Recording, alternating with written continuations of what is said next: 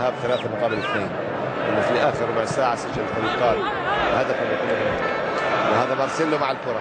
مارسيلو مراوغه ناجحه يضحك على برونو ويدخل منطقه الجزاء ويلعب كره للوراء في المرمى. هدف لكريستيانو رونالدو، يسجل البرتغالي ويرفع اهدافه الى 20، يتساوى مع ديفيد فيا في المرتبه الثالثه في قائمه الهدافين ويوهد النقاط الثلاث لريال مدريد. ها هو يضمن الفوز، رقصه سامبا برازيليه برتغاليه.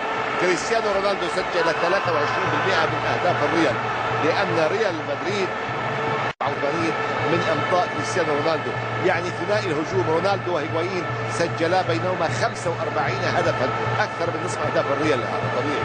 هذه كرة مارسيلو، تمريرة ممتازة رائعة لكريستيانو رونالدو الذي سجل الهدف الثاني، هدف الاطمئنان لمصلحة الريال في الدقيقة 78.